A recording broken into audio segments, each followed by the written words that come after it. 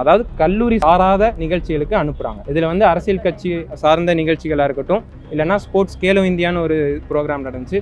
அதில் வந்து அந்த ஆக்சுவலாக பார்த்திங்கன்னா அது பொங்கல் ஹாலிடேஸில் நடந்துச்சு. அந்த டைமில் ஸ்டூடெண்ட்ஸ் நாங்கள் எல்லாருமே என்னென்னா வெளி டிஸ்ட்ரிக்ட்லேருந்து வெளி ஸ்டேட்லேருந்து வந்து இங்கே படிச்சுட்டு இருக்கோம். ஸோ எங்களை வந்து டிமாண்ட் பண்ணி இப்படி கம்பல்சரி நீங்கள் போய் தான் ஆகணும், போகலன்னா அட்டெண்டன்ஸ் நாங்கள் போட மாட்டோம் அப்படின்னு சொல்கிறது எந்த விதத்துலையும் சரியாக இருக்காது. இப்போ அரசு நிகழ்ச்சிக்கு தான் இப்போ ப்ரெஷர் பண்ணி கூட்டு போகிறாங்களா? இப்போ கண்டிப்பாக கூட்டு போகிறாங்கன்றது மாணவர்களே பதிவு பண்ணுறாங்க. நான் உங்களுக்கு அந்த காணொலியும் காட்டுறேன். ஏன்னா இது குறித்து நான் பல ஊடகங்களில் பேசும்போது ஊடகவியலாளர்கள் நிறைய பேர் கேள்வி கேட்டதுன்னா அந்த மாணவர்கள் வெளியே வந்து சொல்லுவாங்களா, ஆசிரியர்கள் வெளியே வந்து சொல்லுவாங்களா, நீங்கள் மட்டும் சொன்னால் எப்படின்னு கேட்டிருந்தாங்க. இன்றைக்கி மாணவர்கள் வெளியே வந்து சொல்கிறாங்க. இப்போ இதற்கே போதும் திமுக எவ்வளோ மோசமாக மாணவ பிள்ளைகளை மாற்றுறாங்கன்றதுக்கான சான்று. அது நிகழ்ச்சிக்கு போனால் தான் அட்டண்டன்ஸ் போடுவோன்னு சொல்கிறதே அதுவே ஒரு அத்துமீறலான ஒரு விஷயம் தான். இந்த வேளாண் பட்ஜெட்டில் இவர் கொண்டு வந்தனால என் விவசாயி நிலம் வந்து இனி பறிக்கப்படாது, என் விவசாயி அழிய மாட்டான், என் விவசாயத்துடைய வாழ்வாதாரம் உறுதி செய்யப்பட்டிருக்கு அப்படின்னு சொல்ல முடியுமா? கரும்பு விவசாயி தொடர்ந்து போராட்டிட்டு கிடக்கிறான். இது வரைக்கும் அவனுக்கான மானியம் நீங்கள் கூட்டி கொடுத்தீங்களா? சரி, இவ்வளோலாம் வேணாம் சார். நீங்கள் வேளாண் பட்ஜெட் தாக்கல் செஞ்ச இடத்துல இனி தமிழ்நாடு தோறும் எல்லா மாவட்டங்களிலும் விவசாயிகள் உற்பத்தி பண்ணி கொடுக்கக்கூடிய நெல்லையும் தானியத்தையும் வாங்கி பதப்படுத்துவதற்கான குடோன் உருவாக்கப்படும் சொன்னீங்களா? ஏன் சொல்லலை? கடற்கரையோரம் இங்கே இப்போ எண்ணூரில் வந்து எண்ணெய் ஊற்றிச்சு, சரி பண்ணிட்டீங்களா? சிவகங்கையில் போனீங்கன்னா அங்கே தண்ணி கிடையாது. அங்கே தண்ணி வந்து ஊற்று எடுக்கிறதுக்காக மண்ணை தோண்டி அங்கே தண்ணி எடுத்துக்கிட்டு இருக்காங்க. இங்கே எண்ணூரில் இன்னமும் எண்ணெய் ஊற்று எடுக்குது. இதை சரி செய்ய துப்பு பார்வையாளரை கவர அமைச்சர் புதிய திட்டம். என்ன கவர போகிறீங்க? அங்கே போய் நாளைக்கு அந்த இடத்துல இப்படி இடுப்பு அப்படி காட்டி டான்ஸ் ஆடுவாரான்னு கேட்குறேன். இந்த முத்தமிழ் தேர்னு ஒரு தேரை கொண்டு போனாங்க பார்த்தீங்களா? அந்த முத்தமிழ் தேரை கொண்டு போவதற்கு இடையூறாக இருக்குது ரோட்டு ஓரம் இருந்து மரங்களை வெட்டினாங்க திமுக அரசாங்கம். இவங்க எப்படி விவசாயத்தை காப்பாங்க நம்புவீங்க நீங்கள்? விவசாயம் மீது எந்த அரசாங்கம் செய்யாத குண்டர் சட்டத்தை போட்டவர்கள் தான் இவர்கள் வந்து டெல்லியில் நடக்கக்கூடிய விவசாய போராட்டத்தை வந்து அதுக்கு வந்து இவர் ஆதரவு தெரிவிக்கிற ஸ்டாலின் இங்கே இருக்க விவசாயிகளுடைய கழுத்தை பிடிச்சி நெரிச்சிக்கிட்டு அங்கே இருக்கவனுக்கு ஹாய் சொல்கிற மாதிரி இருக்குது. எந்த அறிக்கையாவது நீங்கள் கொடுத்ததுனால என் மக்களுக்கு இவ்வளோ பயன்பட்டுச்சுன்ற மாதிரியான நேற்று தாக்கல் பண்ண பட்ஜெட்டில் இருக்கட்டும், இன்றைக்கி தாக்கல் பண்ண பட்ஜெட்டில் ஏதாவது ஒரு விஷயம் சொல்லுங்கன்னு நான் கேட்குறேன். இல்லை, இது இந்த மாதிரியான அறிவிப்புகள் அப்படிங்கிறது கடந்த கால அதிமுக ஆட்சியிலையும் வந்து தானே.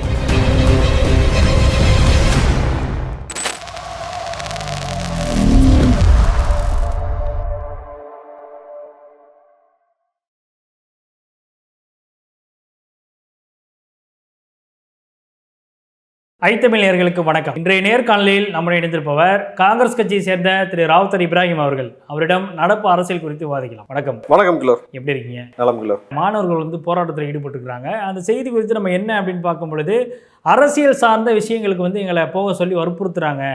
நாங்கள் இங்கே படிக்க தான் வந்தோம், அரசியல் நிகழ்ச்சியில் பங்கு பெறுறதுக்காக வரலை அப்படின்னு சொல்லி அவர் சொல்கிறாங்க. என்ன நடந்துச்சு? யார் இந்த மாணவர்களை வந்து அரசியல் நிகழ்ச்சியில் கூட்டிகிட்டு போனது? இதுக்கு பின்னாடி உள்ள ப்ரெஷர் என்னன்னு நினைக்கிறீங்க? இதை நம்ம ஏற்கனவே பேசியிருக்கிறோம். நம்ம பல முறை நான் வந்து இந்த விஷயம் குறித்து நான் உங்கள்கிட்ட பேசினேன், பல ஊடகத்திலையும் பேசினோம். மாணவர்களை கட்டாயப்படுத்தி அரசு நிகழ்ச்சிக்கு கட்சி மாநாடுக்கும் கூட்டு போகிறாங்கன்ற விஷயத்தை நான் சொன்னேன். அதாவது நீங்கள் வந்து இந்த கேலோ இந்தியாவுக்கும் அதே மாதிரி கட்டாயப்படுத்தி மாணவர்கள் லீவில் இருக்கக்கூடிய மாணவர்களை கூட கட்டாயப்படுத்தி நீ வரணும், கண்டிப்பாக அட்டெண்டன்ஸ் போட்டே ஆகணும், இல்லாட்டி வந்து உனக்கு வந்து நாங்கள் அட்டெண்டன்ஸ் போட மாட்டோம், நீ வந்து எக்ஸாம் எழுத முடியாது, ஹால் டிக்கெட் கொடுக்க மாட்டோம்னு அவங்களை மிரட்டுறது. கல்லூரிக்கே வந்து பேருந்து அனுப்பிச்சு இவங்க வந்து ஆசிரியர்கள் பெருமக்களோட வந்து ஒவ்வொரு கல்லூரிலேருந்து 200 பேர் 300 பேர்னு சொல்லி கூட்டத்துக்கு ஆள் சேர்ப்பது போல் சேர்த்து கொண்டு போகிறது.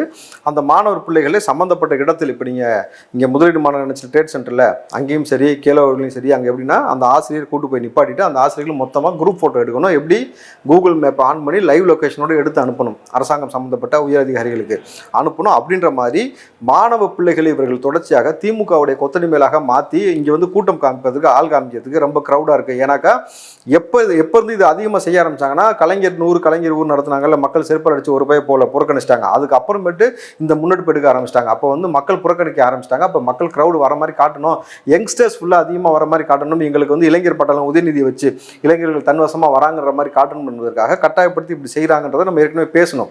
இப்போ பல ஊடகங்களும் நான் அதை கொடுத்து பேசினேன். இன்றைக்கு பார்த்தீங்கன்னா அந்த விஷயம் வந்து அப்பட்டமாக நீங்கள் மாணவர்களே வெளியே வந்துட்டாங்க. அன்றைக்கு நான் பேசும்போது இப்போ அரசு நிகழ்ச்சிக்கு தான் இப்போ ப்ரெஷர் பண்ணி கூட்டு போகிறாங்களா? இப்போ கண்டிப்பாக கூட்டு போகிறாங்கன்றது மாணவர்களே பதிவு பண்ணுறாங்க. நான் உங்களுக்கு அந்த காணொலியும் காட்டுறேன். ஏன்னா இது குறித்து நான் பல ஊடகங்களில் பேசும்போது ஊடகவியலாளர்கள் நிறைய பேர் கேள்வி கேட்டதுன்னா அந்த மாணவர்கள் வெளியே வந்து சொல்லுவாங்களா, ஆசிரியர்கள் வெளியே வந்து சொல்லுவாங்களா, நீங்கள் மட்டும் சொன்னால் எப்படின்னு கேட்டுருந்தாங்க. இன்றைக்கி மாணவர்கள் வெளியே வந்து சொல்கிறாங்க. இப்போ இதற்கே போதும் திமுக எவ்வளோ மோசமாக மாணவ பிள்ளைகளை மாற்றுறாங்கன்றதுக்கான சான்று நான் உங்களுக்கு ப்ளே பண்ணி காட்டுற அந்த ஆடியோக்கு முழுசாக கேளுங்க. யார்கிட்ட வேணா எத்தனை பேர் வேணா போய் கம்ப்ளைண்ட் பண்ணிக்கோங்க, இந்த பிரச்சனைங்க எது வந்தாலுமே நான் அல்வா சாப்பிட்ற மாதிரி சாப்பிட்ருவேன் அப்படின்னு சொல்லிட்டு பேசியிருக்காரு. இதற்கான எவிடன்சஸ் எங்ககிட்ட இருக்கு. ஸோ ஸ்டூடெண்ட்ஸ் எங்களோட டிமாண்ட் என்னன்னா, இப்போ டிசி டைரக்டர் ஆஃப் கொலிஜியேட் எஜுகேஷன் அப்புறம் அவர் இல்லைன்னா RJD ரீஜனல் ஜாயிண்ட் டைரக்டர் வர வரைக்கும் நாங்கள் ஸ்டூடெண்ட்ஸ் இங்கே தான் இருக்க போகிறோம். அமைதியான முறையில் நாங்கள் எங்களோட கோரிக்கையை இது பண்ணுறோம். We need justice and we are fighting for the students rights. அரசியல் சார்ந்த கட்சி சார்ந்த நிகழ்ச்சிகள் சார். இல்லை அது எந்த கட்சின்னு எங்களுக்கு தெரியல சார். அவங்க ஆமாம் அதான் அதாவது கல்லூரி சாராத நிகழ்ச்சிகளுக்கு அனுப்புகிறாங்க. இதில் வந்து அரசியல் கட்சி சார்ந்த நிகழ்ச்சிகளாக இருக்கட்டும், இல்லைன்னா ஸ்போர்ட்ஸ் கேலோ இந்தியான்னு ஒரு ப்ரோக்ராம் நடந்துச்சு. அதில் வந்து அந்த ஆக்சுவலாக பார்த்தீங்கன்னா அது பொங்கல் ஹாலிடேஸில் நடந்துச்சு. அந்த டைமில் ஸ்டூடெண்ட்ஸ் நாங்கள் எல்லாருமே என்னென்னா வெளி டிஸ்ட்ரிக்ட்லேருந்து வெளி ஸ்டேட்லேருந்து வந்து இங்கே படிச்சுட்டு இருக்கிறோம். ஸோ எங்களை வந்து டிமாண்ட் பண்ணி இப்படி கம்பல்சரி நீங்கள் போய் தான் ஆகணும், போகலன்னா அட்டண்டன்ஸ் நாங்கள் போட மாட்டோம் அப்படின்னு சொல்கிறது எந்த விதத்துலையும் சரியாக இருக்காது. ஸோ எங்களோட ரைட்ஸ் இது. நாங்கள் படிக்க தான் இங்கே வந்திருக்கோம். ஸ்டூடெண்ட்ஸை இப்படி வந்து மிஸ்லீட் பண்ணுறதோ இல்லை காலேஜ் கேம்பஸ்குள்ளே பொலிட்டிக்கல் பார்ட்டி சார்ந்த ஆக்ஷன்ஸ் எடுக்கிறது எங்களுக்கு ஸ்டூடெண்ட்ஸ் நாங்கள் இன்செக்யூராக ஃபீல் பண்ணுறோம். ஏன்னா நாங்கள் அதர் டிஸ்ட்ரிக்ட் அதர் ஸ்டேட்லேருந்து வந்து படிக்கிறோம். ஸோ எங்களோட டிமாண்ட்ஸ் இதுதான். We hope we get justice. இது போக வேண்டிய இடத்துக்கு போவோம். நாங்கள் சிஎம் ஆஃபீஸ் கம்ப்ளைண்ட் பண்ணியிருக்கோம். உதயநிதி ஸ்டாலின் ரெஸ்பெக்டட் மினிஸ்டர் உதயநிதி ஸ்டாலினுக்கு நாங்கள் கம்ப்ளைண்ட் பண்ணியிருக்கோம். அண்ட் தென் செக்ரட்டரி இந்த தம்பி பாருங்க புரியாமல் பேசிட்டு கூட்டு போகிறதே அவங்க தான், புரியுதுங்களா? கூட்டு போகிறதே உதயநிதியோட நிகழ்ச்சிக்காகவும் இதுக்காக தான் இவங்க முதல் வாட்டி உதயநிதி கம்ப்ளைண்ட் பண்ணி என்ன ஆக போகுது? ஆனால் இந்த விஷயத்தை இன்றைக்கி வெளியில் சொல்கிறது காரணம் என்னென்னா மாணவ பிள்ளைகள் தொடர்ச்சியாக 2வது கல்லூரிகளுக்குள்ளே வந்து அதிகமாக அரசியல் சம்மந்தப்பட்ட ஷூட்டிங் நடக்குதான், அதையும் பதிவு பண்ணுறாப்புல. ஸோ அந்த ஷூட்டிங்கில் பங்கு பெறது கூட்டு போகிறது இப்போ அது கூட்டிகிட்டு போனால் நாங்கள் அது நிகழ்ச்சிக்கு போனால் தான் அட்டண்டன்ஸ் போடுவோம்னு சொல்கிறதே அதுவே ஒரு அத்துமீறலான ஒரு விஷயம். இது அடிப்படையான மனித உரிமை மீறல். அந்த மாணவ பிள்ளைக்கு எதிராக வந்து இவங்க செய்யக்கூடிய விஷயம். அதிகாரத்தை கையில் வச்சுட்டு ஆட்சியை கையில் வச்சுட்டு நீ கட்டாயமாக நாங்கள் சொல்லக்கூடிய நிகழ்ச்சிக்கு வரணும். நான் ஏற்கனவே சொன்னேன், உதயநிதி வந்து அங்கே பேசும்பொழுதும் ஸ்டாலின் பேசும்போதும் கை தட்டணுமா, கூட்டு போவாங்களாம், சாப்பாடு போடுவாங்க, கை தட்டணும், திருப்பி கூப்பிட்டு வந்து விட்டுருவாங்க.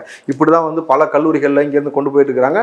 நான் அதோடைய ஆதாரத்தையும் நாங்கள் போன முறை நான் வெளியிட்டேன். அதாவது எந்தெந்த கல்லூரிக்கெல்லாம் சுற்றறிக்கை ஆரம்பிச்சிருக்காங்க, எந்த மாதிரியான வாட்ஸ்அப் குரூப் வச்சிருக்காங்க, யார் அந்த குரூப் வச்சிருக்கிறது எல்லாத்தையும் ரிவீல் பண்ண நான். அப்படியும் பார்த்தீங்கன்னாக்கா அதற்கு போதிய நடவடிக்கை எடுக்கல. தொடர்கதையாக இன்னைக்கு பாருங்க, இவ்வளவு நாளுக்கு பிறகு இப்போ கேலோ இந்தியா எப்போ நடந்து முடிஞ்சது, முதலீடு மாநாடு எப்போ நடந்துச்சு, இப்போ வரைக்கும் எல்லா மாநாடுக்கும் அடுத்தடுத்து இந்த மாதிரி கூட்டு போகிறதோடைய அந்த மாணவர்களுடைய கொந்தளிப்பு இன்னைக்கு வெளியே வந்துச்சு. நாங்கள் படிக்க வந்தோமா, உங்களுக்கு கட்சி மீட்டிங்க ஆள் சேர்க்கறது கை தட்டுறதுக்கு வந்தோமா, சுயமரியாதை பற்றி பேசுகிறாங்கல்ல, சமூக நீதியை பற்றி பேசுகிறாங்களே, இதான் உங்கள் சுயமரியாதை கொள்கையான்னு கேட்குற மாணவ பிள்ளைகளை கொத்தடிமையாக மாற்றி வைக்கிறது, கூட்டு போகிறது, இந்த மாதிரி போட்டு அவங்களை அலங்கரிக்கிறது தான் சுயமரியாதை கொள்கையா? அசிங்கமா இல்லையா அந்த அரசாங்கத்துன்னு கேட்குறேன். வெக்கமான இருக்கிற அரசாங்கம் இந்த மாதிரியான விஷயத்தை செய்யுமா? மாணவ பிள்ளைகள் இந்த மாதிரி செய்வீங்களா? அடுத்த தலைமுறை வாக்காளர்கள் அவர்கள் அவங்க மனசில் நீங்கள் இப்போவே வந்து இந்த அளவுக்கு விஷமத்தை விதைச்சிக்கிட்டே இருக்கிறீங்க. அவங்களை நெருக்கடிக்கு உண்டாக்குறீங்கன்னா அப்புறம் ஓட்டு எதில் போடுவான்? மாநாளையா போடுவான்? எதில் போடுவான் ஓட்டுன்னு நான் கேட்குறேன்.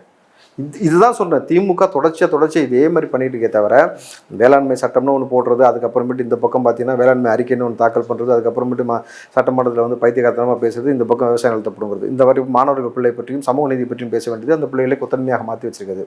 இதற்கு தான் நான் திரும்ப சொல்கிறேன், திமுக என்ற ஒற்றை கட்சி இங்கிருந்து அப்புறப்படுத்தப்படாமல் இயற்கை வளங்கள் காப்பாற்றப்படாது, மனித உயிர்கள் காப்பாற்றப்படாது, விலங்குகள் காப்பாற்றப்படாது, இயற்கை சார்ந்து வாழக்கூடிய எந்த உயிரினும் வாழணும்னாக்கா திமுக இங்கிருந்து வெளியில் போனால் மட்டும்தான் சாத்தியம். வேளாண் பட்ஜெட் தாக்கல் இன்று தாக்கல் செய்யப்பட்டிருக்குது. வேளாண் துறை அமைச்சர் திரு MRK பன்னீர்செல்வம் அவர்கள் அந்த நிதிநிலை அறிக்கையை வாசிச்சிருக்கிறாரு, பட்ஜெட் தாக்கல் பண்ணியிருக்கிறாரு. இதில் வந்து பல்வேறு அம்சங்கள் விவசாயிகள் நலன் சார்ந்து அறிவிக்கப்பட்டாலும் கூட சில விஷயங்களை வந்து அதில் பெரிதளவில் விவசாயிகளுக்கான அந்த பலன் எந்த அளவுக்கும் அதில் இல்லை அப்படின்ற மாதிரி எடப்பாடி பழனிசாமி அவர்கள் வந்து கோட் பண்ணி பேட்டி கொடுத்துருக்கிறாரு. அதில் வந்து பாதிக்கப்பட்ட விவசாயிகளுக்கு இழப்பீடு வழங்குவது குறித்து எந்த ஒரு விஷயமும் அதில் குறிப்பிடலை. அதே மாதிரி தென்னை விவசாயிகள் இயற்கை விவசாயிகள் சார்ந்து எந்த ஒரு விஷயமும் இந்த பட்ஜெட்டில் நிதி ஒதுக்கப்படலை அப்படின்ற ஒரு விஷயத்தையும் வந்து அவர் சொல்லியிருக்கிறாரு. இந்த வேளாண் பட்ஜெட் தாக்கலை நீங்கள் எப்படி பார்க்குறீங்க? விவசாயிகள் ஒரு பக்கம் தாக்கல், அதுக்கப்புறம் வேளாண் பட்ஜெட் தாக்கலா? எவ்வளோ எகத்தாளமாக இருக்குல்ல இவங்களுக்கு. விவசாயிகளை தேடி அவங்கள போட்டு தாக்கி அழிக்க வேண்டியது, விவசாயிகள் நிலத்தை பிடுங்க வேண்டியது, விவசாயம் மீது குண்ட சட்டம் போடுவது, ஒரு அமைச்சர் கொஞ்சமும் எந்த அறிவு புரிதலும் இல்லாமல் வந்து அதாவது விவசாய பூமியில் வந்து பில்டிங் கட்டாமல் வானத்திலே கட்ட முடியும்னு கேட்குறாருனாக்கா அவருடைய அறிவு எந்த அளவுக்கு தெளிவாக இருந்திருக்கு பாருங்கள். ஏவா வேலு நேற்று தினம் வந்து ஏவா வேலுவை கண்டித்து நேற்று நைட்டு வந்து மேல்மலை வந்து நீங்கள் பார்த்தீங்கன்னாக்கா மிகப்பெரிய போராட்டம் மக்கள் வந்து செஞ்சுருக்கிறாங்க. 2வது அவருடைய உருவ பொம்மையை வச்சு எரிச்சிருக்கிறாங்க. எரிச்சிட்டு பொய் சொல்லாத சட்டமன்றத்தில் பொய் சொல்லாதேன்னு சொல்லி தான் அவங்க வந்து போராட்டமே பண்றாங்க ஏவா வேலுவை. ஸோ எங்களை ஏன் இப்படி வஞ்சிக்கிறீங்க, எங்களை உருவமை எரிச்சு போராட்டம் பண்ணியிருக்கிறாங்க. உருவமை எரிச்சு போராட்டம் பண்ணி சட்டமன்றத்திலே போய் பேசுறடா புழுவனி பையா அப்படின்ற மாதிரியான வார்த்தையெல்லாம் அவங்க பேசியிருக்கிறாங்க. சரிங்களா? சட்டமன்றத்திலே போய் சொல்லிக்கிட்டு இந்த மாதிரி வந்து எங்களை வஞ்சிக்கிறியே அப்படின்னு சொல்லிட்டு அவர் பேசுறாங்க. இதுல வந்து இவர் வந்து வேளாண் பட்ஜெட் நீங்க தாக்கல் பண்ணியிருக்கிறாரு. ஆனா வேளாண் பட்ஜெட் தாக்கல் பண்ணவருக்கு வேளாண் பட்ஜெட்டுக்கும் இதுக்கும் என்ன சம்மந்தம் எனக்கு புரியல. கன்னியாகுமரி கடற்கரை அருகே சூரிய தோட்டம், பார்வையாளர்களை கவர அமைச்சர் புதிய திட்டம். எப்படி பார்வையாளர்களை கவர, இந்த ஆடல் பாடல் நிகழ்ச்சி போட்டு கவர் தான் பார்த்தீங்களா, பார்வையாளர்களை கவர. இந்த கவர்றதை விட்டு நீங்க வேற எதுவுமே செய்யறது கிடையாது.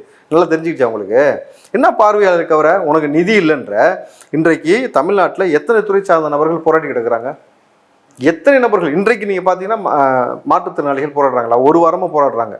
குறிப்பாக கண் தெரியாதவர்கள் வந்து போராடி கொண்டிருக்கிறார்கள். நீங்கள் பார்க்குறீங்க அவங்களுடைய போராட்டம் என்ன, அவங்க என்ன கேட்குறாங்க. நேற்று வந்து டிபிஐயில் வந்து போஸ்ட் ஒட்டி ஆசிரியர்கள் மறுபடியும் போராட்டத்தை ஆரம்பிச்சிருக்கிறாங்க. ஒவ்வொரு இடத்துலையும் போராட்டம், யாருக்குமே கொடுக்கறதுக்கு எந்த காசும் கிடையாது. ஆனால் இவர் என்ன சொல்கிறாருன்னா வேளாண் துறை அமைச்சருக்கு இதில் என்ன வேலைன்னு எனக்கு புரியல. பார்க் அப்படிங்கிற பேஸில் அந்த தோட்டம் அப்படின்ற வைக்கிறதுனால அந்த விவசாய துறை சார்ந்து வந்திருக்கும் அப்படின்னு எடுத்து. கடலுக்குள்ள தோட்டம், கடலுக்குள்ளே இல்லை, கடல் அந்த கரை ஓரம் தானே. கடற்கரை ஓரம் எவனா தோட்டம் பானா கேட்குறேன். கடற்கரை ஓரம் இங்கே இப்போ எண்ணூரில் வந்து எண்ணெய் ஊற்றிச்சு, சரி பண்ணிட்டீங்களா? பண்ணீங்களா? பண்ணல. இன்னமும் அந்த எண்ணூர் வந்து இன்னமும் ஊற்று எடுத்து மண்ணை தோணுன்னா ஊற்று வருது, எண்ணெய் ஊற்று வருது. கரெக்டுங்களா? சிவகங்கையில் போனீங்கன்னா அங்கே தண்ணி கிடையாது. அங்கே தண்ணி வந்து ஊற்று எடுக்கிறதுக்காக மண்ணை தோண்டி அங்கே தண்ணி எடுத்துக்கிட்டு இருக்காங்க. இங்கே எண்ணூரில் இன்னமும் எண்ணெய் ஊற்று எடுக்குது. இதை சரி செய்ய துப்பு இல்லை. என்ன கவர போகிறீங்க? அங்கே போய் நாளைக்கு இவர் அந்த இடத்துல இப்படி இடுப்பு அப்படி காட்டி டான்ஸ் ஆடுவாரான்னு கேட்குறேன். பார்வையாளர் கவர என்ன கவர? இது வந்து ஒரு துறை சார்ந்து அவங்க சார், நான் விவசாயி. சரி, எனக்கு விவசாய பட்ஜெட் தாக்கல் பண்ணீங்களா? ரொம்ப சிம்பிளாக கேட்குறேன். முதல்ல அந்த பட்ஜெட் தாக்கல் பண்ணுற இடத்துல நீங்கள் சொன்னீங்களா இனிமேட்டு விவசாய நிலங்களை நாங்கள் கையகப்படுத்த மாட்டோம்னு சொன்னீங்களா? சொன்னாரா? ஏவ வேலும் சொல்லலை, இவரும் சொல்லலை. ஏன் சொல்லலை? விவசாய அமைச்சர் நீங்கள், அதுக்கு தானே அமைச்சர் நீங்கள். ஸோ பரந்தூருக்காக மக்கள் தொடர்ந்து போராடிக்கிட்டு இருக்காங்க. 500 நாளை தாண்டி போய்விட்டது. இனிமேட்டு அவர்கள் நிலத்தை நாங்கள் கையகப்படுத்த மாட்டோம், விவசாயத்தை வாழ வைப்போம், விவசாயிகளை வாழ வைப்போம் சொன்னீங்களா? சொல்லல. அடுத்து சிப்காட்டுக்காக இப்போ மேல்மலை எல்லாம் போராட்டி கிடக்காங்கல்ல, இது தாண்டி தஞ்சாவூரில் வேற கொண்டு வர போகிறாங்களா மறுபடியும்? அங்கே மட்டும்தான் மிச்சம் இருக்குது. கரெக்டாக 30 விளைஞ்ச பூமியில் தஞ்சை பூமி ரொம்ப முக்கியமான இடமா இருக்குது. அங்கே 3000 ஏக்கரில் மறுபடியும் வரப்போதான் தொழிற்சாலைகள். அப்போது தேடி நீங்கள் வந்து பரந்தூர்லேயும் சிப்காட்டுக்காகவும் ஒவ்வொரு கிராமத்துலேயும் ஒவ்வொரு நகர்ப்புறத்துலையும் இருக்கக்கூடிய விவசாயங்களை நீங்கள் எடுத்துக்கிட்டே இருக்கிறீங்கனாக்கா நீங்கள் இந்த பக்கம் பட்ஜெட் தாக்கல் பண்ணுறதுனால என்ன பிரயோஜனம்? அப்போ என் மக்களை நீங்கள் கொள்றதுன்றது ரொம்ப தெளிவாக இருக்கீங்க. நீங்கள் ஃபஸ்ட்டு நீங்கள் சொல்ல வேண்டியது என்ன? பட்ஜெட் தாக்கல் பண்ண வந்த உடனே நீண்ட நாள் மக்கள் போராடிட்டு இருக்கிறீங்க, விவசாய நிலங்களை நாங்கள் கையகப்படுத்த மாட்டோம், இனி விவசாயிகளை வாழ வைப்பதற்காக எல்லா திட்டத்தையும் கொண்டு வருவோம், இனி வந்து தென்னங்கல் பனங்கல்லை வந்து ஊக்குவிப்பதற்காக இனிமேட்டு மதுக்கடைகளை குறைத்து விட்டு இதை நாங்கள் ஊக்குவிப்போம் சொன்னீங்களா? இந்த பக்கம் நீண்ட நாள் கோரிக்கை என்னது? ரேஷன் கடையில் நீங்கள் வந்து மலேசியாவில் இருந்தோ சிங்கப்பூரில் இருந்தோ தாய்லாந்தில் இருந்தெல்லாம் பாம் ஆயில் இறக்குமதி பண்ணுறீங்க. அந்த பாம் வந்து நீங்கள் அங்கேருந்து வாங்குறீங்க. விவசாயம் என்ன சொல்கிறாங்க? நீங்கள் ரேஷன் கடையில் கடல் எண்ணெயும் தேங்காய் எண்ணெயும் கொடுப்போம்னு சொல்லி நீங்கள் ஏற்கனவே அரசாங்கம் நீங்கள் சொன்னீங்க, எலெக்ஷன் டயத்தில் இதெல்லாம் சொன்னீங்க. அதை செயல்படுத்த வேண்டியதானே? ஏன் அதை செயல்படுத்தலன்னு கேள்வி கேட்குறாங்க. உங்களுக்கு ஓட்டு யார் போடுறா? தாய்லாந்துக்காரன் ஓட்டு போடுறானா? நீங்கள் தான் தாய்லாந்துக்கு ஓடுறீங்க. ஆனால் அவனா கரெக்டாக தாய்லாந்துக்காரன் எவனும் இங்கே வந்து உங்களுக்கு ஓட்டு போடல. அப்படி இருக்கும் பொழுது நீங்கள் எதற்காக தென்னை மரத்தை வந்து ஊக்குவிக்கக்கூடாது? எதற்காக விவசாயிகளை ஊக்குவித்து கடலை பயிர் பண்ண சொல்லக்கூடாது? இங்கே வேர்க்கடலையை வாங்கி நீங்கள் வந்து நீங்கள் எண்ணெய் கொடுக்கணும்னு நீங்கள் முடிவு பண்ணுறேன்னு வச்சுங்களேன். எதுலேருந்துலாம் எண்ணெய் கொடுக்கலாம்? நீங்கள் பாருங்களேன், சூரியகாந்தி எண்ணெய் இருக்குது, நெல்லுலேருந்து இந்த தவிட்லேருந்து உமிழ்லேருந்து நெல் எடுக்க முடியும், நீங்கள் வந்து வேர்க்கடலையிலேருந்து கொடுக்க முடியும், எள்ளுலேருந்து கொடுக்க முடியும், நீங்கள் கடுகுலேருந்து கொடுக்க முடியும், தேங்காயிலேருந்து கொடுக்க முடியும், எதுலெல்லாம் உங்களுக்கு கொடுக்க முடியுன்றது இருக்குது. இப்போ இவ்வளவும் விவசாயம் சார்ந்த விஷயம் இல்லையா? இதெல்லாம் நீங்கள் ஊக்குவிச்சு இந்த எண்ணெயை நீங்கள் கொடுத்தீங்கன்னா 2 விஷயம் நடக்கும். ஒன்று, விவசாயிகள் செழிப்பாக வாழ்வாங்க. 2வது, நம்ம மக்கள் நோயின்றி வாழ்வார்கள். அப்போ நம்ம சார்ந்த நபர்களுக்கு நம்ம தானே அந்த முன்னெடுப்பு எடுக்கணும். நம்ம மக்களை பற்றின அந்த புரிதல் இல்லாமல் நீங்கள் என்ன பண்ணுறீங்க? டெட்ரா பேக் கொண்டு வருவீங்க. கரெக்டுங்களா? டெட்ரா பேக் கொண்டு வருவதற்காக ஒரு முதல்வர், அதற்காக ஒரு அமைச்சர், காலில் குடிக்காதுன்னு சொல்கிறீங்க. நீங்கள் வெக்கம் இல்லாமல் வேளாண் பட்ஜெட் தாக்கல் பண்ணுறீங்க. இதனால் என்ன பலன் இருக்குது? ஏதாவது இந்த வேளாண் பட்ஜெட்டில் இவர் கொண்டு வந்தனால என் விவசாய நிலம் வந்து இனி பறிக்கப்படாது, என் விவசாயி அழிய மாட்டான், என் விவசாயத்துடைய வாழ்வாதாரம் உறுதி செய்யப்பட்டிருக்கு அப்படின்னு சொல்ல முடியுமா? கரும்பு விவசாயி தொடர்ந்து போராடிட்டு கிடக்கிறான். இது வரைக்கும் அவனுக்கான மானியம் நீங்கள் கூட்டி கொடுத்தீங்களா? சரி, இவ்வளோலாம் வேணாம் சார். நீங்கள் வேளாண் பட்ஜெட் தாக்கல் செஞ்ச இடத்துல இனி தமிழ்நாடு தோறும் எல்லா மாவட்டங்களிலும் விவசாயிகள் உற்பத்தி பண்ணி கொடுக்கக்கூடிய நெல்லையும் தானியத்தையும் வாங்கி பதப்படுத்துவதற்கான குடோன் உருவாக்கப்படும் சொன்னீங்களா? ஏன் சொல்லலை? அப்போ ஒரு வேளாண் பட்ஜெட் நீங்கள் வேளாணை காக்குறேன்னா இதைத்தான் காக்கணும். மண்ணை மலட்டுத்தன்மை ஆக்குறீங்க.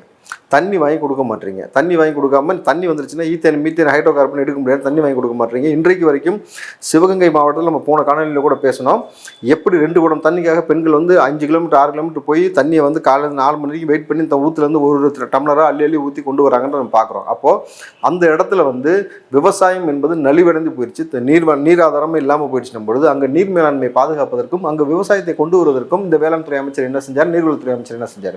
அப்போ இதை குறித்தெல்லாம் நீங்கள் எந்த கவலையுமே இல்லாமல் புதுசாக பட்ஜெட் ஒதுக்கி ஏற்கனவே நேற்று பட்ஜெட்டில் என்ன பண்ணாங்க பார்த்தீங்களா, அடையாறை சுத்தம் பண்ணுவதற்கு 1000 கோடி. எதுக்கு?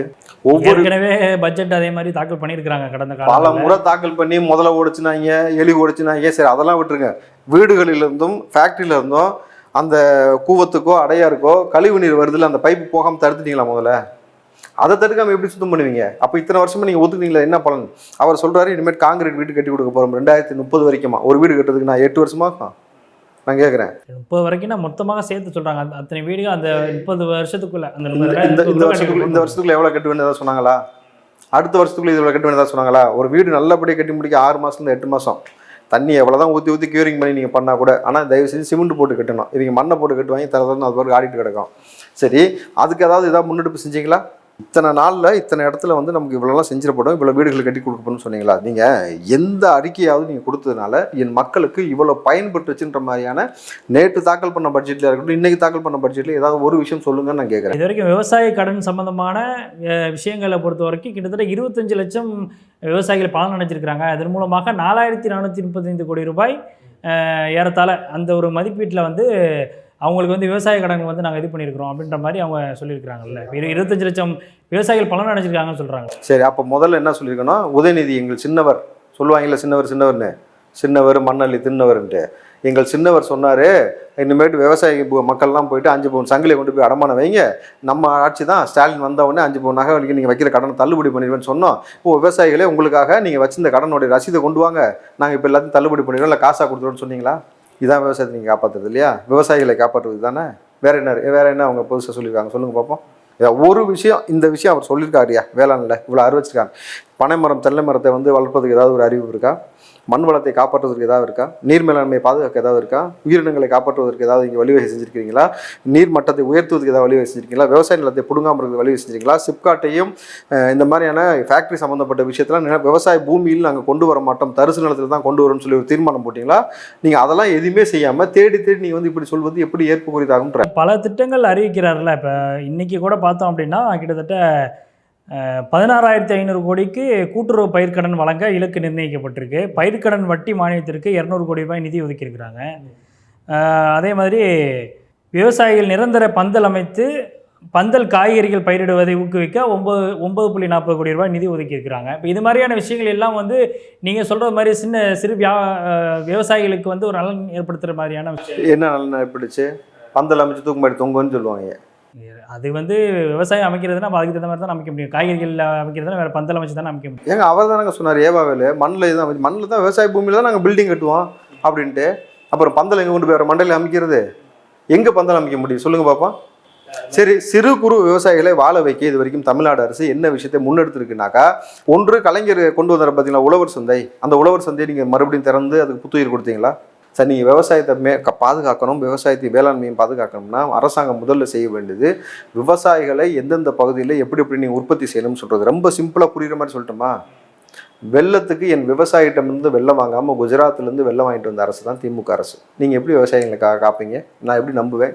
இந்த காசு எல்லாமே விவசாயிகளுக்கு தான் போகும்ட்டு ஒதுக்குறேன்னு ரைட்டு. எங்கே ஒதுக்குற, யாருக்காக ஒதுக்குறேன்றது இருக்குல்ல. சரி, என்னுடைய நலிவடைந்த கைத்தறி நெசவாளர்களுடைய வேட்டி சட்டை இங்கேருந்து வாங்காமல் அதையும் குஜராத்லேருந்து வாங்கிட்டு வந்தீங்க, அதுலேயும் பாலிஸ்டரை கலந்து இப்போ ஃபோர்ஜரி பண்ணிருக்கீங்க, ஜருகு பொருளில் ஊழல் பண்ணிருக்கீங்க அப்படின்னாக்கா எதன் மூலம் விவசாயி இங்கே வாழ்வடைவாங்க? இந்த முத்தமிழ் தேர்னு ஒரு தேரை கொண்டு போனாங்க பார்த்தீங்களா? அந்த முத்தமிழ் தேரை கொண்டு போவதற்கு இடையூறாக இருக்குது. மக்களுக்கு எங்கே இருந்தாலும் அந்த தேரை பார்க்கணும்னு சொல்லிட்டு ரோட்டு ஓரம் இருந்த மரங்களை வெட்டினாங்க திமுக அரசாங்கம். இவங்க எப்படி விவசாயத்தை காப்பாங்கன்னு நம்புவீங்க நீங்கள்? விவசாயம் மீது எந்த அரசாங்கம் செய்யாத குண்ட சட்டத்தை போட்டவர்கள் தான் இவர்கள். வந்து டெல்லியில் நடக்கக்கூடிய விவசாய போராட்டத்தை வந்து அதுக்கு வந்து இவர் ஆதரவு ஸ்டாலின் இங்கே இருக்க விவசாயிகளுடைய கழுத்தை பிடிச்சி நெரிச்சுக்கிட்டு அங்கே இருக்கவனுக்கு ஹாய் சொல்கிற மாதிரி இருக்குது. இது எப்படி எதிர்கொள்ள முடியும்னு கேட்குறேன். ஸோ நீங்கள் ஒன்று விவசாயத்தை வாழ வைக்கிறீங்கன்னா 2 விஷயம் இருக்குது. விவசாயிகள் செய்யக்கூடிய உற்பத்தி பண்ணக்கூடிய அந்த நெல்லையும் தானியத்தையும் வாங்கி நீங்கள் வந்து சாராய கடைகளை மூடிட்டு நீங்கள் வந்து ஹோட்டலில் தரங்கன்னு சொல்கிறேன். அம்மா உணவகத்தை தாண்டி ஒரு தரமான இன்னொரு உணவகமும் நீங்கள் கொண்டு வாங்க. அதாவது காசு இல்லாதவர்களுக்காக அம்மா உணவகம் கொண்டு வந்துட்டீங்க. 5 ரூபாய்க்கும் 1 ரூபாய்க்கும் இட்லி சாப்பிட்ற மாதிரி அதை முதல்ல நீங்கள் திருப்பி திறந்து அதற்கான தானியங்களை கொடுங்க. ரெண்டாவது, நீங்கள் வந்து ஒரு சொஃபஸ்டிகேட்டடாக இல்லாட்டியும் பரவாயில்ல, ஒரு மீடியமான ஒரு ரேட்டில் வச்சு ஒரு ஹோட்டல் எல்லா மாவட்டங்களும் எல்லா தெருதுறையிலும் சின்ன சின்ன ஹோட்டல் வச்சுக்க எவ்வளோ சம்பாதிக்கிறான். அரசாங்கமே வந்து இந்த ஹோட்டலை வந்து தமிழ்நாடு முழுக்க வந்து ஒவ்வொரு மாவட்டத்திலையும் ஒவ்வொரு நகராட்சிலையும் மாநகராட்சி கிராமம்னு அப்படி கணக்கே இல்லாமல் எல்லா இடத்துலையும் நீங்கள் ஹோட்டலில் தராங்களேன். சுமார் ஒரு எனக்கு தெரிஞ்சு ஒரு 5-6 லட்சம் ஹோட்டலில் திறக்க முடியும்.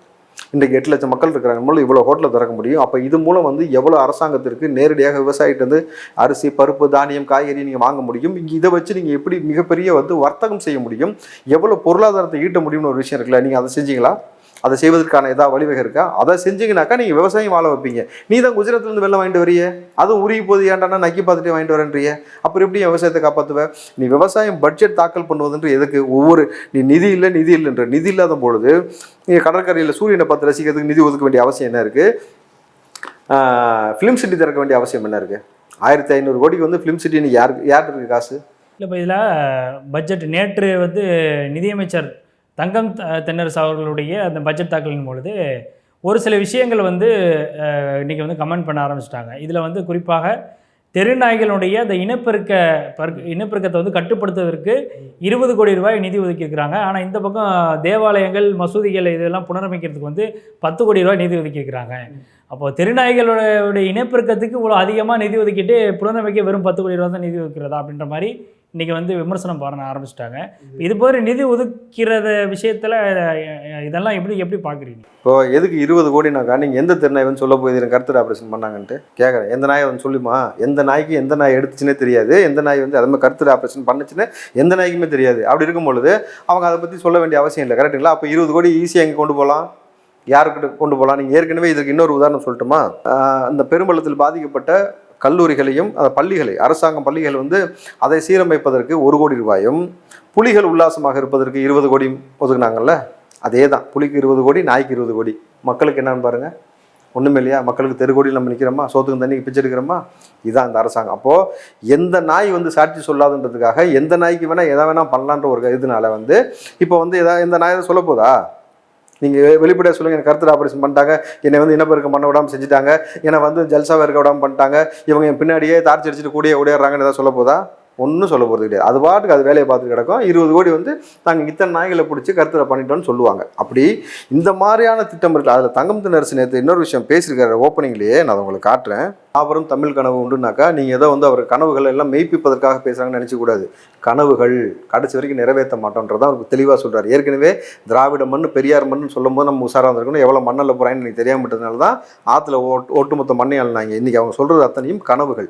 நல்லா புரிஞ்சுக்கோங்க. அதில் என்ன முதல் கனவு கேளுங்களேன்.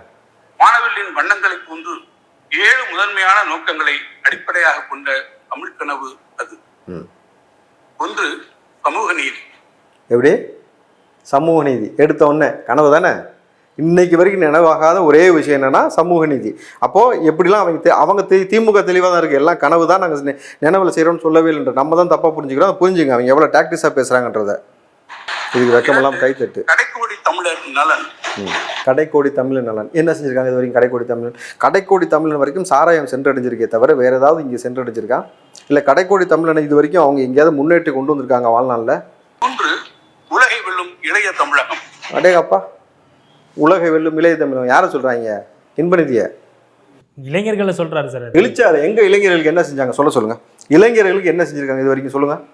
கஞ்சா புழங்க விட்டுருக்கீங்க, சாராயத்தை புழங்க விட்டுருக்கீங்க, பள்ளி கல்லூரிகளில் சாதியை விட்டுருக்கீங்க. இது வரைக்கும் வந்து வேங்கவேல், நாங்குநேரி, புதுக்கோட்டை சட்டக்கல்லூரி மாணவனுக்கு ஒன்று பிடிச்சி குடிச்சதுலேருந்து இது வரைக்கும் எதுக்கும் தீர்வு எட்டப்படவே இல்லை. இளைஞர்கள் அடுத்த தலைமுறை பிள்ளைகள் அறிவு சார்ந்து அறம் சார்ந்து சிந்திக்கிறதுக்கு ஏதாவது செஞ்சுருக்கீங்களா? ஆசிரியர் மடிப்பிச்சை கேட்குறாங்க, கரெக்டுங்களா? யார்கிட்ட? அன்பில் மகேஷ்ட எந்திரிச்சு போய் பேசினாரா? ஆசிரியர் மரியாதை கொடுத்து பேசினாரா? பேசவே இல்லை. நீங்கள் என்ன அடுத்த தலைமுறைகளுக்கு வாழ வைக்கிறதுக்காக ஏதாவது செஞ்சுருக்கீங்க சொல்ல முடியுமா? காலையில் சோறு போடுறதா? காலையில் சோறு போட்டதுக்கு விளம்பரம் தந்தீங்களா? அதுவா? ஏங்க அது வந்து காமராஜர் காலத்துலேருந்து கொண்டு வந்தாச்சுங்க. நீங்கள் அது வந்து மத்தியானம் போகிறது இப்போ காலையில் கொண்டு வந்திருக்கீங்க. இதை தாண்டி என் பிள்ளைகளுக்கு என்ன செஞ்சுருக்கீங்கன்னு கேட்குறேன். 4, அறிவுசார் பொருளாதாரம். அறிவுசார் பொருளாதாரம் எப்படி?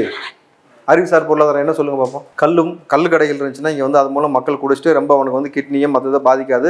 ஸோ மெடிக்கல் டேர்ம்ஸாக வந்து பெரிய லெவலில் எந்த ஊழலும் பண்ண முடியாத வழிவகை இருக்காது. நம்ம வந்து கல் கடைகள்லாம் மூடிடுவோம். தென்னங்கல் பனங்கல்னு எதுவுமே வேண்டாம். நம்ம வந்து சாராய கடையை கொண்டு வந்து அதன் மூலம் குடிக்க வச்சிருவோம். அதில் என்ன வேணால் கலக்கலாம். கள்ளச்சாராயத்தை ஓட்டலாம். நல்ல சாராயம் குடிச்சாலும் செத்து போவோம். அதில் வந்து சைனைடு கலந்துருக்குன்னு சொல்லலாம். அறிவு சார்ந்த முன்னேற்றம் காத்துங்க. 5 மகளிர் நலன் காக்கும் சமத்துவ பாதம். இதெல்லாம் இன்னும் ரொம்ப வன்மமாக இருக்கா இல்லையா? மகளிர் நலன் காக்குறாங்களா? என்ன நலன் காத்தாங்க? மகளிருக்கு வந்து பல்வேறு திட்டங்கள் கொண்டு வந்திருக்காங்க. பட்ஜெட்லேயே அதிகமாக என்ன திட்டம், ஸ்கீம்ஸ் கொண்டு வந்து என்ன திட்டம் கொண்டு வந்திருக்காங்க? ஏங்க அனைத்து மகளிருக்கும் 1000 ரூபா நீங்கள் கலைஞர் பேர் வச்சிங்க. வச்ச உடனே கலைஞர் பேர் வச்ச ஒரே காரணத்துக்காக பாதி மகளிருக்கு அன்றைக்கே உரிமை போயிடுச்சா? மிச்சம் உள்ள பேருக்கும் இன்னை வரைக்கும் போராட்டி கிடக்குறானுங்களா? 6000 ரூபாய் பெருவெள்ளத்தில் பாதிக்கப்பட்ட பொழுது எல்லாத்தையும் கொடுக்குறீங்களே, கொடுத்தீங்களா? சரி, மகளிர் வந்து பஸ்ஸில் உட்காந்து போனாக்கா கூட பஸ் திடீர்னு ஓட்ட விழுந்து கீழே தொங்கிக்கிட்டு இருக்கிறாங்க. அவன் தான் உயிரை காப்பாற்றியதுக்கு அவங்க பதிவு பண்ண விஷயம் காலை மடிச்சுக்கிட்டாங்க, கையை மேலே பிடிச்சி தொங்குனாங்க. அப்போ இந்த அரசாங்கம் செய்யக்கூடிய அவலத்திலிருந்து தன் உயிரை காப்பாற்றிக் கொள்வதற்காக மகளிர்கள் எல்லா குரலையும் வித்தையும் கற்றுக்கணும். இங்கே புரியுதுங்களா? இதை தாண்டி நீங்கள் என்ன செஞ்சுருக்கீங்க மகளிருக்குன்னு நான் கேட்குறேன். சரி, கனிமொழியோடைய இதுபடி வருவோமே. இன்றைக்கி அவங்க தலைமையில் தானே எம்பிக்கு வந்து புதுசாக தேர்தல் அந்த அறிக்கையெல்லாம் ரெடி பண்ணுறாங்க. உங்கள் அண்ணாட்சி தான் நடைபெறுது. நீ என்ன சொன்னீங்க? அதிகமான விதவைகள் வந்து இங்கே தமிழ்நாட்டில் உருவாகுறதுக்கு காரணமே மதுக்கடைகள்னு சொன்னீங்க. எங்க உங்கள் ஒன்னன்ட்டு சொல்லிட்டு மதுக்கடை நான் மூடிடுறேன்னு சொல்லி தேர்தல் அறிக்கை செய்யுங்க. நீங்கள் கனிமொழி மட்டும் மதுவை நாங்கள் மூடுறோன்னு சொல்லி பூர்ண மதுவில் கொண்டு வந்தோன்னு ஸ்டாலின் ஐயாட்ட நான் பேசிட்டேன், இனிமேல் கிடையாதுன்னு சொல்லி அடைங்க. திமுக நான் பிரச்சாரம் பண்ணுறேன். இது வரைக்கும் உங்களுக்கு எதிர்த்து நான் கேள்வி கேட்டேன்ல. திமுகக்காக நான் 39 தொகுதிக்கு நான் வந்து பிரச்சாரம் இல்லை. அதிமுக ஆட்சியிலையும் இது தொடர்ந்து தானே இருந்துச்சு. கனிமொழி சொன்னீங்களா சொல்லலையா? உங்க அதிமுக ஆட்சி காலகட்டத்தில் சொன்னாங்க. இப்போ உங்கள் அண்ணன் ஆட்சி நீங்கள் நினச்சா செய்ய முடியும். உங்கள் அண்ணன் ஆட்சி நீங்கள் தான் இருக்கிறீங்க. இந்த பக்கம் உங்கள் அண்ணன் புள்ள இருக்குது. எல்லாமே சேர்ந்து நீங்கள் குடும்பமாக உட்காந்து பேசி மதுக்கடையில் மூடிலான்னு கொண்டு வாங்க. ஏன் கொண்டு வர மாட்டீங்க? அப்போ பெண்ணியம் பேசுகிறீங்க, பெண்ணியம் மாநாடு நடத்துறீங்க. இந்த பக்கம் பெண்களை கொண்டு வந்து அறகுறை நிர்வாணமாக டான்ஸ் ஆட விட்டது யார்? மாநாடு மயிலடன்ற மாதிரி யார் ஆட விட்டா? சேலம் மாநாட்டில் நீங்கள் தானே ஆட விட்டீங்க. அப்புறம் பெண்களை பற்றியும் பெண்ணியம் பற்றியும் பேசுகிறீங்க வெக்கம் இல்லாமல் சட்டமன்றத்தில். 6 பசுமை வழி பயணம். பசுமை வழி பயணம் என்ன பசுமை வழி செஞ்சுருக்காங்க? 8 வழி சாலை.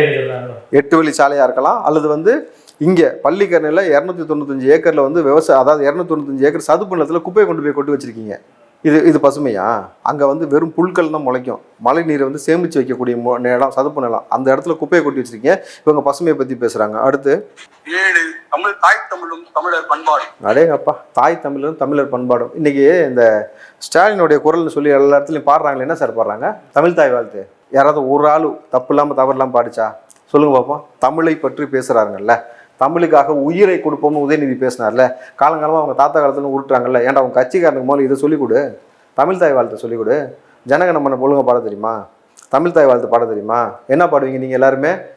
கொள்கை பாட்டு, வா நான் காவாலிடா காவாலிடா பாட சொல்லுங்க. ஒட்டுமொத்த பேரும் பாடுவீங்க. அதானே செஞ்சீங்க நீங்கள் மாநாட்டில். அந்த பாட்டு தான் நம்ம கொள்கை பாட்டுன்னு போட்டுவிட்டு ஆட விட்டீங்க. அந்த பாட்டு உங்கள் எல்லாரும் வாயிலும் வருது. தமிழ் தாய் வாழ்த்து வரல. நீங்கள் என்ன தமிழை பற்றி பேசுகிறீங்க? வெக்கம் இல்லாமன்னு கேட்குறேன். அப்போது இந்த பட்ஜெட் மூலம் ஏதாவது ஒரு நல்லதோ ஒரு நல்லது நடந்திருக்குன்னா ஒன்றுமே கிடையாது. இல்லை, இப்போ இதில் குறிப்பாக நீங்கள் சிறுபான்மை பிரிவில் முன்னாடி வந்து பொறுப்பில் இருந்திருக்கிறீங்க காங்கிரஸ் கட்சியில். இப்போ சிறுபான்மை மக்களுக்கான பல நலத்திட்டங்களை வந்து அறிவிச்சிருக்கோன்னு சொல்லி சில அறிவிப்புகள்லாம் கொடுத்துருக்குறாங்க. அதில் வந்து இந்த மசூதிகள் தேவாலயங்களை வந்து புனரமைப்போம் அப்படின்ற விஷயங்கள்லாம் சொல்லியிருக்கிறாங்க. இதை தாண்டி பெரிய அளவில் எந்த ஒரு அறிவிப்பும் இல்லை. இஸ்லாமிய கட்சிகள் சில கட்சிகளும் வந்து இதை கண்டனம் தெரிவிச்சிருக்கிறாங்க. அதாவது இந்த 2 விஷயங்கள் மட்டும்தான் வந்து இந்த சமூக நலன் சொல்ல வர்றீங்களா? வேறு முஸ்லீம் சமூகத்துக்கும் கிறிஸ்தவ சமூகத்துக்கும் வேறு பிரச்சனைகளே இல்லையா அப்படின்ற மாதிரி எஸ்டிபிஐ கட்சியினுடைய நெல்லை முபாரக் கூட அறிக்கை வெளியிட்டிருக்கிறாரு. இப்போது சிறுபான்மை நலன் சார்ந்த எந்த ஒரு பெரிய அளவில் அறிவிப்பு இல்லை அப்படின்னு சொல்கிறத நீங்கள் எப்படி பார்க்குறீங்க? நிச்சயமா. ஏன்னா இதில் நீங்கள் ஒரு விஷயம் பாருங்கள். வக்போர்டு சொத்து இருக்குல்ல, வக்போர்டு சொத்தை சம்மந்தம் எல்லாமே எவன் வச்சிருக்கிறான். இஸ்லாமியர் கையிலே முதல்ல அது இல்லை. கிட்டத்தட்ட வக்போர்டு சொத்துடைய ப்ராப்பர்ட்டி 30% தான், 30லேருந்து 40 மட்டும்தான் இஸ்லாமியர் கையில் இருக்குது. அதை தாண்டி எவனும் அதை வச்சு பிஸ்னஸ் பண்ணிட்டு உட்காந்துருக்காங்க. சம்மந்தம் இல்லாமல் கடை காம்ப்ளெக்ஸ்னு எதை கட்டி விட்டு உட்காந்துருக்காங்க. இந்த வக்போர்டு சொத்துக்களை எல்லாத்தையும் மீட்டு இஸ்லாமியர்கிட்ட ஒப்படைப்போம்னு ஏன் சொல்லலை நீங்கள்? இப்போ கிறிஸ்தவ தேவாலயங்களுக்கு அதோடைய ப்ராப்பர்ட்டியில் இருக்கலாம், அதை பல பேர் கையகப்படுத்தி வச்சுருக்காங்களா? அதெல்லாம் நீங்கள் கையகப்படுத்தலை இன்னும். அதே மாதிரி கோயில்களுக்காக ஒதுக்கப்பட்ட நிலம் இருக்குது, பஞ்சமி நிலங்கள் இருக்குது. இந்த நிலத்தில் மீட்டு கொண்டு வந்து அந்தந்த உரிமையாளர்கிட்ட, அந்தந்த கோயில்கிட்ட, அந்தந்த தர்மகத்தாட்ட, அந்தந்த ஊர் பெரியவர்கள்ட்ட ஒப்படைப்போம்னு ஏன் அது வரைக்கும் சொல்லலை?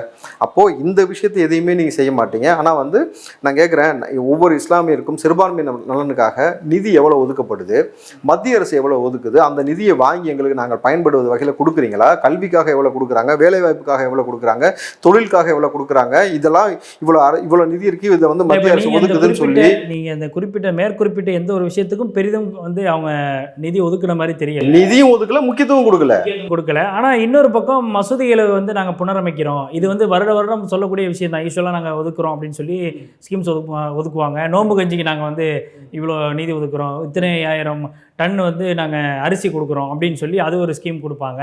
அது தர்காக்களை புனரமைக்கிறோம், தர்காக்களுக்கு தேவையான விஷயங்கள் நம்ம பண்ணுறோன்ற மாதிரி அது ஒரு ஸ்கீம் வந்து யூஸ்வலாக வந்து இது வருஷம் பட்ஜெட்டில் இடம்பெறக்கூடிய விஷயமா இருக்குது. இதை தாண்டி முஸ்லீம்கள், சிறுபான்மை மக்கள், கிறிஸ்தவர்கள் நலன் சார்ந்த அவங்களுடைய அடிப்படை தேவைகள் என்ன அப்படிங்கிற ஒரு விஷயத்தை வந்து ஆராயறதுக்கு இன்னைக்கு அரசு தவறிச்சுன்னு நினைக்கிறீங்களா? அதை பற்றி கவலையே கிடையாதுன்ற இஸ்லாமியர்களுக்கு முதல் விரோதியும் எதிரியும்னா திமுக தான். நீங்கள் காலங்காலமாக சிறுபான்மை மக்களை இங்கே எப்படி ஒடுக்குனாங்க, நீங்கள் வந்து எத்தனை இல்லை இது இந்த மாதிரியான அறிவிப்புகள் அப்படிங்கிறது கடந்த கால அதிமுக ஆட்சியிலையும் அப்படி தானே இருந்திருக்கு. கடந்த கால அதிமுக காலத்தில் இந்த மாதிரி இருந்துச்சுனாக்கா, இந்த ஆட்சி காலத்தில் தானே நீங்கள் வந்து இஸ்லாமிய சிறைக்கைதிகளை விடுதலை செய்ய மாட்டேன்னு 4 முறை அஃபிடவிட் தாக்கல் செஞ்சீங்க. இங்கே தேவாலயங்கள் வந்து தாக்கப்பட்டார்கள், ஊழியக்காரர்கள் தாக்கப்பட்டார்கள், இங்கே இருக்கக்கூடிய தலித்துகள் அவங்களுக்கு கடந்த ஆட்சியில் வந்து மலத்தை கலந்து குடிக்க வச்சாங்க, கலந்த ஆட்சியில் வந்து சிறுமிகளுக்கு மலத்தை உயிரினை குடிக்க வச்சாங்க, சட்டக்கல்லூரி மாணவனுக்கு உயிரினை குடிக்க வச்சாங்க. அதை வந்து எந்த தீர்வும் எட்டப்படாமல் மறுபடியும் வீடு விட தட்டு கொடுத்து நாங்கள் பேர சொல்ல போகிறோம் டிஎன்ஏ டெஸ்ட்டுன்னு சொன்னாங்க. அப்போது கடந்த கால ஆட்சி காலத்தில் வந்து விஓக்கள் வெட்டி படுகொலை செய்யப்பட்டார்கள். நான் கேட்குறேன், அப்போ நீங்கள் தொடர்ந்து கதையாக வந்து உங்கள் இஷ்டத்துக்கு சாதியை வைத்து இங்கே பிளவு, சாதியை வைத்து அரசியல், சாதியை வைத்து கலவரத்தை செய்தவர் கலைஞர் கருணாநிதி, சாதியை வளர்த்தவரை கலைஞர் கருணாநிதி தான் அப்பாவே பதிவு பண்ணியிருக்கிறார். இன்றைக்கி வந்து அவருடைய திமுகவுடைய சபாநாயகர். அப்போது சாதி ரீதியாக இவங்க என்ன மாதிரிலாம் விஷயம் பண்ணுறாங்கன்னு ஒரு விஷயம் இருக்குல்ல. அப்போ இது வரைக்கும் சிறுபான்மை நலனுக்காக என்ன முன்னெடுப்பு எடுத்திருக்கீங்கன்னு ஒரு கேள்வி வருதுல்ல. அப்போ இந்த முன்னெடுப்பு நீங்கள் எதுவுமே எடுக்க மாட்டீங்க. நீங்கள் வந்து மசூதியில் வந்து நீங்கள் கஞ்சி காய்ச்சதுக்கு அரிசி கொடுப்பேன்னு சொல்கிறீங்க. எதுக்கு? கடைசியில் எல்லாத்துக்கும் கஞ்சி தான் சொல்கிறதுக்கா? எதுக்குன்னு கேட்குறேன். ஏண்டா இவ்வளோ பெரிய தமிழ் சமூகத்தில் இருந்திருக்க நம்ம, இவ்வளோ பெரிய இஸ்லாமிய சமூகம் இங்கே எத்தனை ஆண்டு காலமாக இருந்திருக்கு, நம்ம எவ்வளோ வந்து வரலாற்றில் வந்து பங்கு பெற்றிருக்கோம், எவ்வளோ வந்து இந்த நாட்டுக்காக வந்து தியாகம் செஞ்சுருக்கோம், எவ்வளோ சொத்துக்களை கொடுத்துருக்குறோம், இதெல்லாம் எங்களுக்கு தெரியும் போது எங்களுக்கு கஞ்சி வாங்கிறதுக்கு அரிசி வாங்க தெரியாது. ஹஜ்ஜி செய்வதற்கு மானியம் கொடுக்குறோம் அப்படின்றாங்க. செய்வதற்கு மானியமே முதல்ல கொடுக்கக்கூடாது, மானியத்தில் போகக்கூடாதுன்னு சொல்லுவீங்க. அந்த இதில் தான் இஸ்லாமியருடைய கோட்பாடு என்ன வந்து அடுத்தவங்க பொருளாதாரத்தில் மேம்பட்டு இருந்தால் தான் அவங்க அந்த கடமை அப்படின்னு சொல்லுவாங்க. அவர் இஸ்லாமிய தெரியாத நபர்கள் நம்ம பதிவு பண்ணியிருப்போம். இஸ்லாமியர்கள் ஹஜ் செய்வது கடமைனாக்கா யாருக்கெல்லாம் கடமை? இப்போ வந்து பெண்கள் வச்சிருக்கிறீங்கன்னா, திருமணம் முடிக்காத பெண்கள் இருந்தால் அந்த பெண்களுக்கு திருமணம் முடித்து கொடுத்துட்டு தான் நீங்கள் போகணும். கடன் வச்சுட்டு போகக்கூடாது, வட்டி வச்சுட்டு வட்டி வாங்கி போகக்கூடாது. இந்த மாதிரியான அடுத்தவனுடைய பணத்திலையோ அடுத்தவனுடைய பொருளையோ நீங்கள் போகவே கூடாது. உங்களுடைய கடமைகள் எல்லாம் நிறைவேற்றி விட்ட பிறகு உங்களுக்கு போதிய அளவு காசு இருந்தால் மட்டும் தான் ஹஜ் செய்யணும். அப்படி இருக்கும் பொழுது நீங்க ஹஜ் போறதுக்கு மானியம் கொடுக்குறேன்னா உங்கள்கிட்ட கடன் வாங்கிட்டு போனால் ஹஜ் எனக்கு நிறைவேறாது, பூர்த்தி அடையாது. அது கடைசியில் சுற்றுலா போயிட்டு வந்த கணக்கு தானே. அதில் மத்திய அரசும் இதே மாதிரி பட்ஜெட்டில் வருஷம் பண்றாங்க. அது மாநில அரசனுடைய பங்கையும் அவங்களும் அதுக்கு தான் நான் என்ன சொல்றேன், குறைஞ்சபட்சம் வந்து இஸ்லாமியர்களும் கிறிஸ்தவர்களும் சீட்டு கொடுங்க உங்க கட்சியில். அப்பதான் அவங்களுடைய கொள்கை என்ன, கோட்பாடு என்ன, மத வழிபாடு என்ன, அவங்களுடைய கலாச்சாரம் என்ன உங்களுக்கு தெரியும். உங்களுக்கு தான் எதுவுமே கர்மமே ஒண்ணுமே தெரியாது. எத்தனை இப்போ நீங்க சொல்றது வந்து பிரதிநிதித்துவம் இல்லாததுதான் இங்க பிரச்சனையா இருக்கு அப்படின்னு சொல்றேன். அதுதான் மெயின் பிரச்சனை. இப்போது எனக்கு தெரிஞ்ச தமிழ்நாட்டில் வந்து 8லேருந்து 10 தொகுதிகள் வந்து இஸ்லாமிய தொகுதிகள் இருக்குது. அங்கே இது வரைக்கும் இஸ்லாமிய வேட்பாளரை அறிவிச்சிருக்கீங்களா? திமுக சார்பாக அறிவிச்சிருக்கீங்களா? நீ மாற்று கட்சி கொடுக்க வேண்டாம். இப்போ தமுக இருக்குது, எஸ்டிபி இருக்குது, இந்த பக்கம் இந்தியன் முஸ்லீம் இருக்குது, அதை சார்ந்த நிறைய இஸ்லாமிய கட்சிகள் இருக்குது. அவங்களுக்கு அந்த இடத்த கொடுத்ததில்லை. ஏன்னா நீங்கள் திட்டமிட்டு இஸ்லாமியர்கள் அந்த இடத்துல நிற்கக்கூடாதுன்னு நினைக்கிறீங்க. எத்தனை வந்து நீங்கள் வந்து கிறிஸ்தவர்கள் நின்று ஜெயிக்கக்கூடிய பகுதிகள் இருக்குது, அந்த பகுதியில் வந்து கிறிஸ்தவர்கள் நீங்கள் இடம் கொடுத்தீங்களா? தலித்துகளுக்கு இன்னைக்கு வரைக்கும் திருமாவளவன் போராடுறாரா? 4 சீட்டுக்கு போராட்டு கிடக்கிறாரு, தனி தொகுதி வேணும்னு சொல்லி அடம் பிடிக்கிறாரு. அதுவும் கூட இன்றைக்கி அவர் அடம் பிடிக்க காரணமே எடப்பாடி தான். இல்லாட்டி வந்து அவர் அதுவும் பேசியிருக்க மாட்டார். அப்போது தொடர்ந்து நீங்கள் வந்து சிறுபான்மையிலையும் தலித்துகளையும் ஒடுக்கிட்டே இருக்கிறீங்களே, அந்த இடஒதுக்கீடு முதல்ல உங்கள் கட்சியில் கொடுங்க. அப்போ தான் நாங்கள் என்ன வழிபாடு முறை செய்கிறோம், எங்களுடைய வழிபாடு முறை என்ன, எங்களுடைய வாழ்வியல் முறை என்ன உங்களுக்கு தெரிஞ்சாதான் இதை சார்ந்து நீங்கள் திட்டம் போட முடியும். சும்மா கூட்டம் போக்கில் நீங்கள் வந்து ஹஜ் போகிறதுக்கு மானியம், எந்த முட்டா வேலை செய்வான் அந்த வேலையை? அது என்ன கோட்பாடுனே உனக்கு தெரியல. இது எப்படி இருக்குது, ஐயப்ப சாமி கோயிலுக்கு மாலை போட்டிருக்கப்ப நான் கறி விருந்து வைக்கிறேன்ற மாதிரி இருக்குது. ஏன்டா அது அதுக்கு இதுக்கு சம்மந்தம் என்னடா செல்லாதடான்னு சொல்கிறோம் நாங்கள். அதை புரிஞ்சிக்காம நீங்கள் முட்டாள்தனமாக எல்லா விஷயத்தையும் செய்ய வேண்டியது. இன்றைக்கு கோயில்களில் எவ்வளோ பிரச்சனைகள் இருக்குது, அந்த கோயிலுக்குள்ளே போக. இப்போ இதில் இன்னொரு விஷயம் என்னென்னா சார், இப்போ குறுக்கிட்டுறதுக்கு மன்னிக்கணும். ஏன்னா ஹஜ் இந்த பிரயாணம் சம்மந்தமாக நீங்கள் கேட்டதால ஒரு சின்ன சந்தேகம். இப்போ ஹஜ்ஜி பிரயாணத்துக்கு வந்து நீங்கள் சொல்கிறது மாதிரி யார்கிட்டையும் வந்து அவங்க மானியம் கொடுத்தோ அல்லது கடன் வாங்கியோ இல்லை இதுக்கு முன்னாடி வட்டி வாங்கியோ இது மாதிரி போகக்கூடாது அப்படின்னு சொல்கிறீங்க. இப்போ இதே வந்து புறக்கணித்து சொந்த பணத்தை வச்சு போகிறவங்க பல பேர் இருப்பாங்கல்ல. அப்போது இந்த ஹஜ் மானியம் அப்படிங்கிறது அங்கே பயன்படாமல் போகிறதுக்கான வாய்ப்புகள் இருக்குல்ல. அப்போ இது எதுக்கு பயன்படுது? யார் சொன்னால் பயன்படாமல் போகும்னு? இப்போ நாய்க்கு 20 கோடி ஒதுக்கியிருக்காங்களா நாய்க்கு கருத்தடை பண்ணுறதுக்கு? அதே போல் இத்தனை பயணிகள் போயிருப்பாங்க பாருங்கள். இவங்களுக்கு நாங்கள் மானியம் கொடுத்தோன்னு கணக்கு காட்டுவாங்க. போனவங்களுக்கு தெரியுமா? நம்ம மானியம் வாங்கலன்ட்டு. ஆனால் பேர் லிஸ்ட்டில் இங்கே ஏறி இருக்கும். இங்கே ஓட்டர் லிஸ்ட்லேயே பார்த்தீங்கன்னா உயிரோட இருக்க ஒரு ஆளுக்கு ஓட்டர் லிஸ்ட்டில் பேர் எடுத்துட்டாங்க, அவன் போயிட்டு பேட்டி கொடுத்தானா நான் உயிரோட இருக்கேன்ட்டு. அப்போது இவர்களுக்கு தேவைன்னா இவர்கள் எப்படி வேணாலும் செய்வார்கள். இங்கே நாய்க்கு வந்து 20 கோடி, அந்த நாய் கருத்தடை பண்ண போகிறாங்களா, என்ன பண்ண போகிறாங்கன்னு தெரியல, அதை வேற கூட்டு போய் என்ன கொடுமைப்படுத்த போகிறாங்கன்னு தெரியல. இந்த பக்கம் பார்த்தீங்கன்னா ஹஜ்ஜுக்கு மானியம் கொடுக்குறாங்க. இப்போ ஹஜ்ஜுக்கு மானியத்துக்கு சம்மந்தமே இல்லை, இந்த மாதிரியான எந்த புரிதலும் இல்லைன்னா காரணம்னா இடஒதுக்கீடு இல்லை. சிறுபான்மை நபர்களுக்கு, இஸ்லாமியர்களுக்கும் கிறிஸ்தவர்களுக்கும் போதிய இடஒதுக்கீடு இங்கே கிடையவே கிடையாது. அரசியல் பிரதிநிதித்துவம் தான். அரசியலில் ஒவ்வொரு கட்சியிலையும் எத்தனை இஸ்லாமியர்கள் கொடுக்குறீங்க, எத்தனை கிறிஸ்தவர்கள் கொடுக்குறீங்க, எத்தனை தலித்துகளுக்கு இடஒதுக்கீடு கொடுக்குறீங்கன்றது நீங்கள் கரெக்டாக பிரித்து கொடுத்தா மட்டும்தான். நான் தான் சொன்னேன், நீங்கள் ஹிந்தி கற்றுக்க மாட்டேன் போடான்னு பேசுகிறீங்கல்ல, அதான் சொன்னேன். நீ ஹிந்தி கற்றுக்காமல் நாசமாக போ, அது உன் பிரச்சனை. ஆனால் நான் என்ன சொல்கிறேன், இங்கே இருக்கக்கூடிய மக்களுடைய வாழ்வியல் முறை, மத வழிபாட்டு முறை, குலதெய்வ முறை, இங்கே இருக்க கலாச்சாரம், உணவு கலாச்சாரம், அவனுடைய சம்பிரதாயம் என்ன, இங்கே இருக்க கோயில்களை பற்றி, சிற்பங்களை பற்றி, கலைகளை பற்றி எல்லாத்த பற்றியும் தெரிஞ்சுக்கங்கன்னு சொல்கிறேன். அதெல்லாம் தெரிஞ்சுக்காமல் இருந்துக்கிறனால தான் இப்படி முட்டாள்தனமாக ஏதாவது ஒரு விஷயம் செய்ய சொல்லுது. அந்த காசை நீங்கள் மறுபடியும் ஆட்டை போடுவீங்க. கரெக்டுங்களா? ஏற்கனவே உதயநிதி 41 கோடி ஃபார்முலா கார் அரசு நடத்துறதுக்காக கொண்டு போய் போட்டார், ரோட்டோட போச்சு, திருப்பி இந்த காசு வரல. யாராவது கேள்வி எழுப்பினீங்களா? அந்த காசு எங்கே, ஏதாவது ஒரு கூட்டணி கட்சி தலைவர்கள் யாராவது கேள்வி எழுப்பினீங்களா? அந்த ஜூன் மாதம் நடக்கும்னு சொல்லி தமிழக அரசு தரப்பில் கோர்ட்லேயே ஜூன் மாதம் நடக்கும். அந்த காசு அப்போ அங்கேயே கிடக்கு, அப்படி தானே? 40 கோடி அங்கேயே கிடக்கு. போனோடனே ஜூன் மாதம் அப்படி எடுத்து நம்ம செஞ்சிடலாம். மறுபடியும் எக்ஸ்ட்ரா ₹1 செலவு பண்ண மாட்டேங்க தானே? உதயநிதி சொல்லுவாரா, ₹1 செலவு பண்ண மாட்டோம், அங்கேயே கார் ரேஸ் ஓட்டுவோம், 10 அடி நாங்களே காலை வச்சு நல்லா பல தேப்போம்னு சொல்லுவீங்களா? எங்கே இருக்கீங்க நீங்கள்? எங்களெல்லாம் முட்டாள் மாதிரி தெரியுது. திமுக எப்படி தெரியுமா சொல்கிறான், அந்த வாயில் வடை சுடுறது இருக்குல்ல. ஆனால் இவன் சொல்கிற கதையெல்லாம், நான் வடை சுட்டுட்டேன், நீ தின்னுட்டு வயிற்றுக்குள்ளே இருக்குன்றான். நீ வடையே கொடுக்கலடா நம்புன்றான். இது எப்படி நீங்கள் நம்புவீங்க?